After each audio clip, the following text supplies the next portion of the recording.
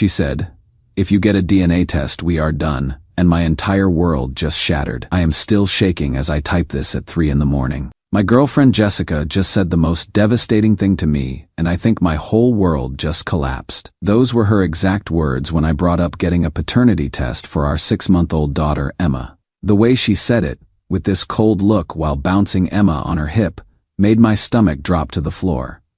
I need to back up because this sounds insane, but please hear me out. I am Ethan, a 27-year-old registered nurse here in Ohio. And when Jessica and I started dating nearly 4 years ago, I was already overweight. During that first year together, I gained another 50 pounds through emotional eating, depression, and constant takeout.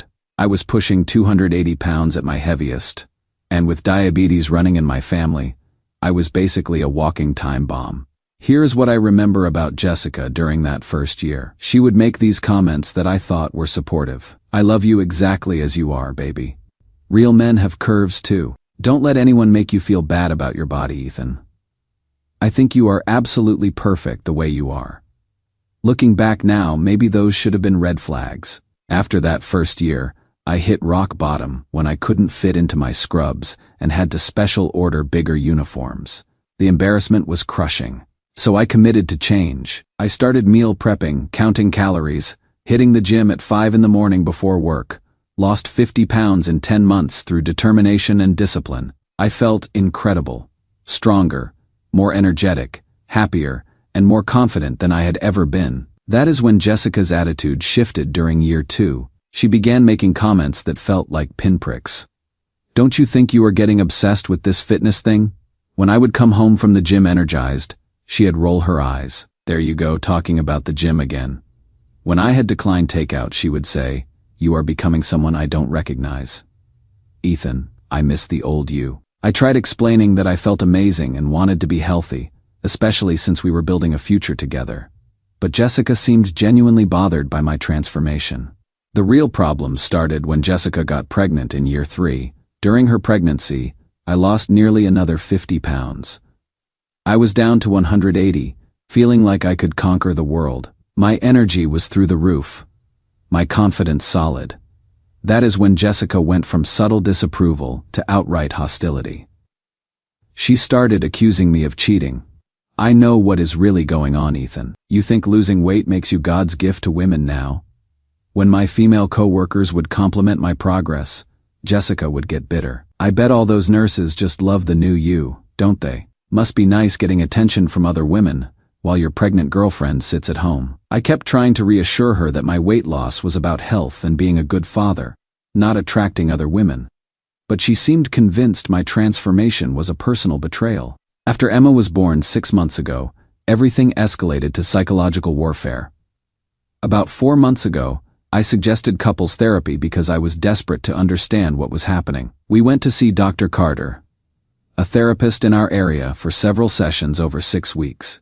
He addressed Jessica's insecurity issues and helped us communicate better. He pointed out that Jessica's accusations weren't based on evidence and suggested my weight loss might have triggered abandonment fears. But after our 5th session, Jessica quit. "This is pointless," she said coldly. "He is just taking your side and making me look like the crazy, jealous girlfriend.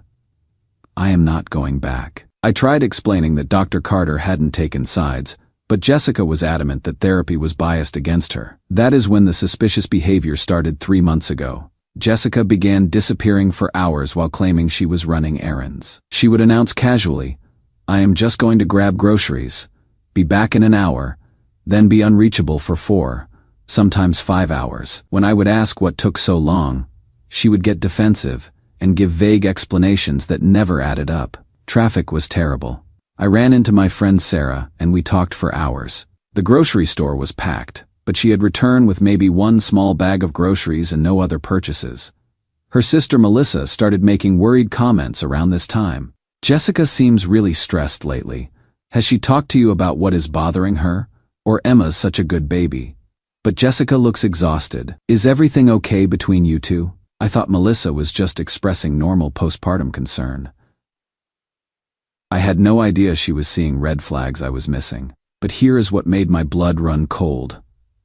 When I would question Jessica about these absences, she would get this defensive, almost cold expression. Not guilt or shame you would expect from someone caught in an innocent mistake, but this distant look, like she was calculating her next response. It felt like she was always one step ahead of my questions. I started tracking details like a detective. Jessica would leave at 2 claiming she needed milk, then return at 7 with just milk and elaborate stories. Her phone would be on silent during absences, completely out of character. She would come home smelling like unfamiliar perfume, or wearing lipstick she hadn't put on that morning. Once, I found a receipt from an expensive restaurant across town, the kind of upscale spot for romantic dates. When I asked about it, she got defensive and said she would met her friend Sarah there for lunch to vent about our relationship problems. But something felt off about her explanation, the way she wouldn't meet my eyes. I began thinking she was projecting. Maybe she was the one having an affair, and all these months of cheating accusations were her way of deflecting guilt and suspicion onto me. The mysterious disappearances, the calculated responses when questioned, the complete refusal to explain her whereabouts, the constant accusations despite my total faithfulness. It all seemed to point to one terrifying conclusion. So yesterday, after yet another mysterious 4-hour quick grocery run where she returned with nothing but a bag of chips and that defensive attitude, I finally said what I had been thinking for weeks. Jessica, I think we need to get a paternity test for Emma. The words hung in the air for what felt like an eternity. She went completely still, Emma still in her arms, and just stared at me with this unreadable expression. I expected denial, tears, hurt feelings, outrage, anything but what actually came out of her mouth. She looked me dead in the eye with ice-cold certainty and delivered that ultimatum. If you get a DNA test, we are done. No, how could you think that?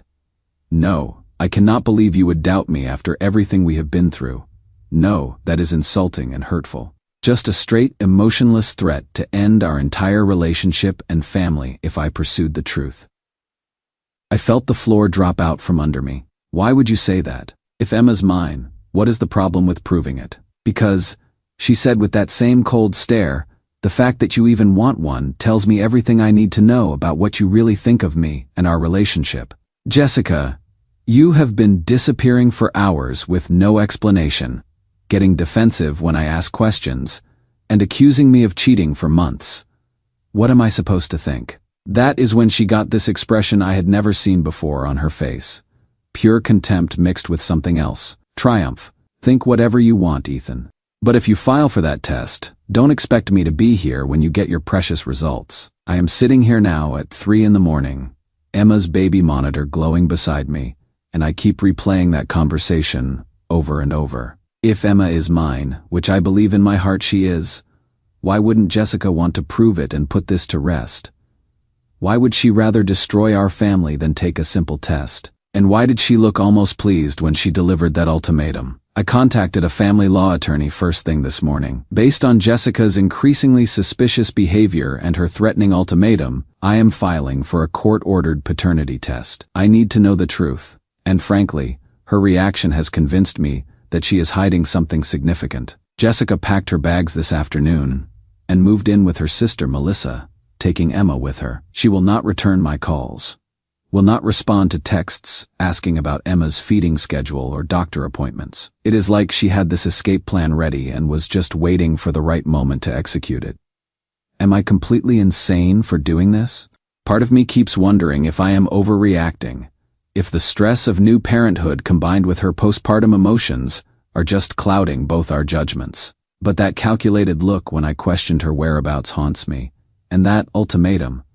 Why would someone with nothing to hide react so extremely to a simple request for truth?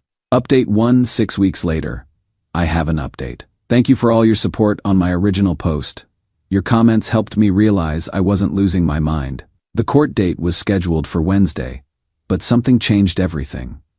Jessica called me on Friday, 5 days before our court appearance. Ethan, she said, crying, I need to tell you something before court. I have been thinking non-stop, and I realized that when the DNA test comes back showing Emma is yours, you are going to know something else was going on. You are going to put the pieces together anyway, so I would rather tell you myself. I was confused but relieved. Then why are you so afraid of the paternity test? Long pause. Then she said something that shattered my brain. I never actually cheated on you, she continued. But I did stage things to make you think I might be. That restaurant receipt you found. I went there with my friend Sarah, and we specifically chose that romantic place on purpose. I told her how confident you had gotten, how I felt like you didn't need me anymore. And she suggested making you feel uncertain. We ordered wine and an expensive meal, and I made sure to leave the receipt where you would find it. The disappearances, the new perfume, even some of the things I said. It was all calculated to make you worry about losing me. What? I asked her to repeat that because surely I had misunderstood. I was deliberately pretending to act shady and suspicious to make you feel what I felt when you started losing weight and getting confident and getting all this attention from people. When you lost weight and got confident, started getting compliments from coworkers and patients. When people would tell you how amazing you looked, I felt like you didn't need me anymore. I felt completely invisible. All those female nurses praising your transformation, patients telling you how good you looked, people saying you were glowing up. I felt like I was disappearing from your life. So I wanted you to feel that same insecurity and jealousy that was eating me up inside every single day. She had deliberately made me think she might be having an affair. The mysterious disappearances, the calculated responses when I questioned her. It was all an elaborate psychological game designed to torture me emotionally. So you deliberately tortured me for months.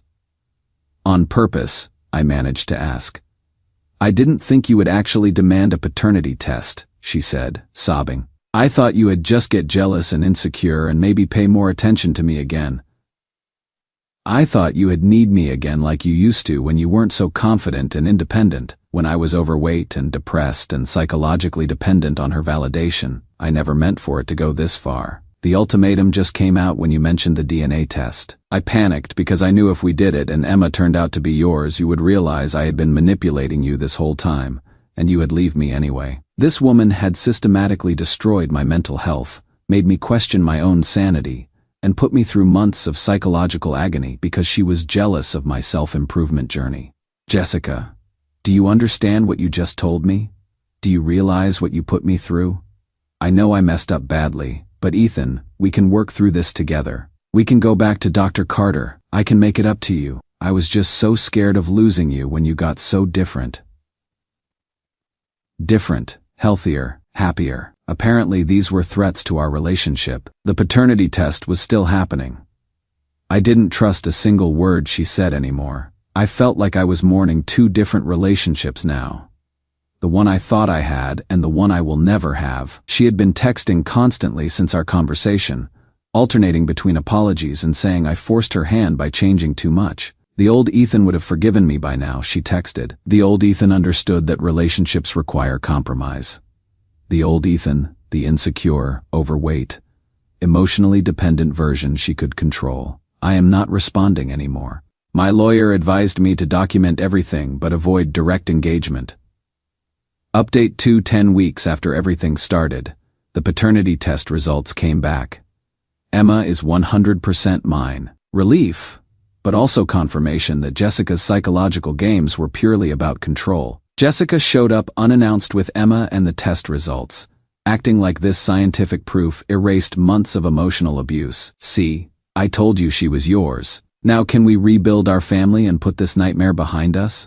You admitted to months of systematic psychological manipulation because you were jealous of my health improvements. You staged fake evidence to make me think you were cheating. Why would I want to rebuild anything with you? That is when the mask came off completely. You changed when you lost weight, she said, pacing my living room. You became this confident person who didn't need me anymore, who got validation from other people. I was trying to bring back the old Ethan, the one who appreciated me and understood how good he had it. The old Ethan, the unhealthy, insecure version she could control. So your solution was to systematically destroy my mental health through psychological warfare. I was trying to remind you how much you loved me when you weren't so confident and independent. When I told her to leave, she cycled through manipulation tactics. First came threats. She would take Emma away permanently. She would tell everyone I was an abusive, controlling partner. She would make sure I never got joint custody when threats didn't work. She tried seduction and nostalgia. She talked about how incredible our relationship used to be, how we could recreate those early days when I needed her so much. Finally came emotional blackmail. "If you don't take me back, Emma will grow up in a broken home," she said with calculated certainty. "Is that really what you want for her?" That is when I realized something crucial about Jessica's psychology. She doesn't want reconciliation because she loves me or wants to create a healthy family. She wants reconciliation because she absolutely cannot stand that I have grown beyond needing her validation. My transformation threatens her sense of control, and she will use our daughter as leverage. Emma will grow up seeing her father respect himself and establish healthy boundaries. I told her firmly. Maybe watching me refuse to accept psychological manipulation will teach her to never tolerate it from anyone else. Jessica's face went through several expressions: shock, rage, desperation, and finally this cold, dead stare that made my skin crawl. "This isn't over, Ethan," she said, heading for my door. "Emma is my daughter too, and I am not going to let you poison her against me. I have spoken to my lawyer about documenting everything. Her admission of deliberate manipulation, her threats regarding custody, her attempts to use Emma as emotional leverage. We are moving forward with formal custody arrangements. I am working through these feelings in therapy now. I am seeing a different therapist that Dr. Carter recommended to avoid conflicts of interest, and it is helping me process this psychological trauma. Part of me still grieves for the relationship I thought we had, the woman I thought I loved, but I cannot unsee what she revealed about her true character and capacity for calculated cruelty. She didn't just fake suspicious behavior to get attention. She orchestrated months of psychological warfare because she preferred me depressed, insecure, and emotionally dependent on her validation. That is not love. That is manipulation and control disguised as caring. Emma stays with me 4 days a week now during temporary arrangements. Being her father is the best part of every day. I am also getting back into my fitness routine consistently, which feels like reclaiming a part of myself that Jessica tried to take away through shame and psychological manipulation. Update 3:16 weeks after this nightmare began. Jessica's sister Melissa asked to meet urgently.